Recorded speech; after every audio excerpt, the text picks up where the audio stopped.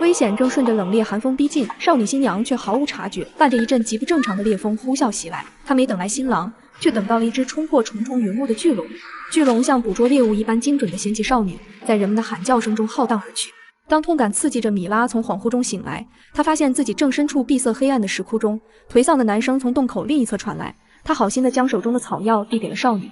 少女先是防备后又妥协，忌恐地靠近逼仄的洞口，一眼望去，她看到了一张阴气的面庞。原来他不是怪物，而是人，想必也是那恶龙的俘虏。米拉卸下防备，将药草揉碎敷在伤口上，男人却毫不避讳地望向洞口的另一边。对方似乎不了解社会的教条，在他眼中人与飞鸟无异。男人对米拉说，想要逃离这座孤岛只有一个法子，那就是少女要用无尽的爱意呼唤所爱之人，她的未婚夫龙斗士自然会顺着这股指引找到此处。绝望的米拉在洞口跟男人聊天，她为那人取名叫阿尔曼，这名字象征着梦想。隔着洞口，她正是跟男人握手介绍自己。当两只手交汇触碰的那一刻，阿尔曼突然狠狠抓住了米拉的手。巨龙朝着米拉扑来，但无法冲进狭小的山洞，震碎的石块如骤雨般冲米拉砸来，少女惊恐的尖叫。噩梦过后，米拉担心的呼叫阿尔曼，用石头砸开了两人间的屏障，可黑暗的尽头只有这条巨龙。机灵的少女躲进小山洞才幸免于难，可逃到山洞最高处，她才发现整座岛屿都是一条龙的残骸。阿尔曼突然从后方出现，叫住少女，米拉却发现一只凶狠的小怪物竟然对阿尔曼毕恭毕敬，这很不对劲。米拉惊恐向后，一只脚踏空坠入无尽深渊。紧张的阿尔曼纵身一跃，拦腰抓住少女，可当他跟人类触碰的一瞬间，血脉中无法压制的火焰霎时喷涌而出，下一秒他化身为龙，发出怒吼。米拉彻底绝望，岛屿上唯一的人类竟然就是将他拖进地狱的恶龙。趁着这条龙受伤，米拉准备用石头将其生命终结，可想起刚才阿尔曼奋不顾身地救下自己，他还是没能下手。暗夜的海浪如同少女的愤怒，正在慢慢将阿尔曼吞噬。小家伙焦急地想将主人救上岸，米拉艰难地转过头，片刻无奈叹气，拉回人龙。趁着阿尔曼受伤，米拉在岛屿附近搜集逃生船只，可破损的小船需要一些时日才能修补上。这段时间，他依旧需要躲在这岛屿上生存。可人类的躯体无法抵御大自然的捶打，为了活下去，他只能在夜晚靠近阿尔曼取暖。一夜醒来，他还活着。看到不远处升起的火把以及身边摆放的果实，他明白阿尔曼本质心地善良。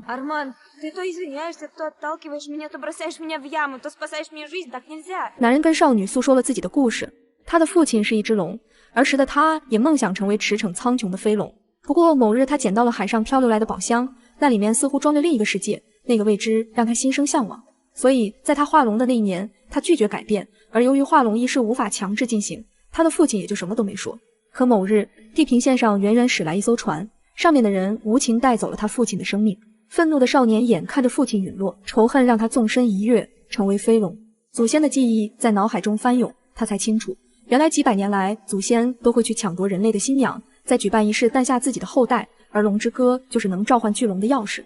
可阿尔曼不愿意那样，他不想成为屠戮的怪物，他试图跟体内的龙族血脉抗争，所以每次化龙时，他都会把自己关进狭小的山洞中。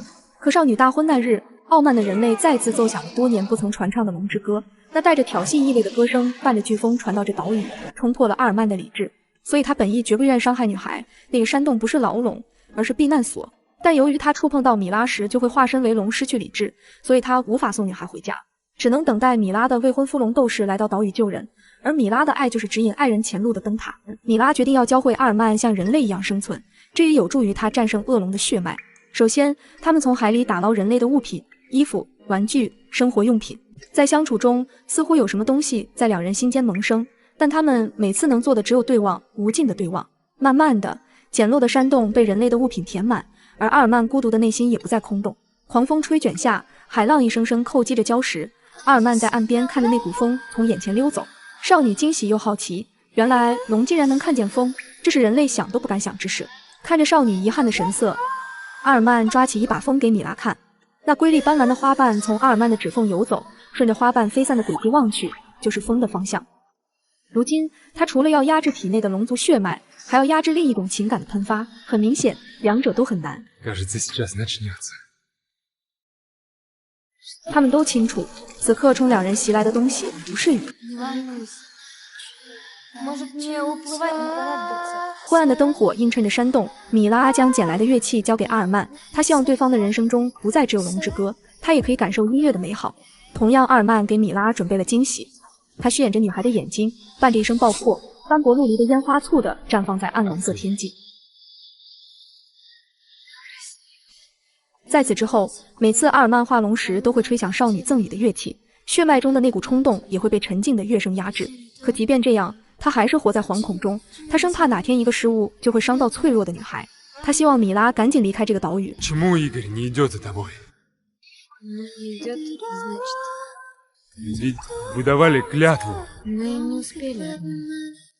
Дракон прилетел раньше. 少女看见了风，也抓住了风，但不小心跟阿尔曼的指腹触碰，又让巨龙觉醒。阿尔曼又将自己藏在了洞穴之中。然而意外发生了，阿尔曼无意间发现了米拉偷藏起来的船只地图。他想离开了，原来他早就想了。阿尔曼决定推他一把。他告知女孩，巨龙将未婚妻抓来之后会将他们推上石台，而新的婴儿将会从浴火诞生，从灰烬中走来。他的出生就是伴随着这种罪恶。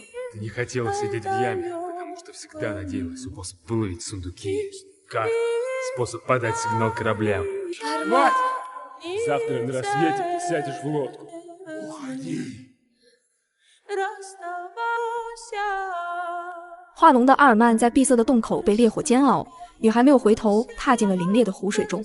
水与火本就不相容，她一早就该知道的。冰寒大地，身着红衣的米拉不舍离去，小家伙追着女孩的船只伤心的哀叫，可再也换不回风舵的方向。不知在孤海上漂浮了多久，米拉遇到了前来寻找她的未婚夫。终于，她回到家了。她撒谎称龙已经摔伤身亡了，斗龙氏没必要再去踏足那座荒废的岛屿了，这也是她唯一能为阿尔曼做的事情了。米拉再次穿上了嫁衣，重复着被推上那条冰寒的河流。不愿意成为龙的阿尔曼明白，自己永远也无法成为人。与其在煎熬中度过100年，不如就随着这雨水下坠，随着那烈日消逝与蒸发。阿尔曼吹响了米拉送给他的乐器，为自己演奏壮烈的亡灵曲。米拉很清楚，未婚夫是为了爵位跟他在一起。远方，他听到了召唤，那是少女唱响的龙之歌，而一片薄如蝉翼的雪花从眼前掠过，让他看到了希望，因为那是风的方向。远方飞来的巨龙再次嫌弃他，但这一次他却甘之若饴。父亲欣慰地望着女儿，他尊重孩子的决定。两人的触碰不再是诅咒，而是安抚。最终，阿尔曼战胜了与生俱来的暴力，新的生命不再从灰烬中诞生。阿尔曼也渐渐学会了和龙相处。本性2字从来不是伤害一词的挡箭牌，强大稳固的爱情背后，一定少不了克制与约束。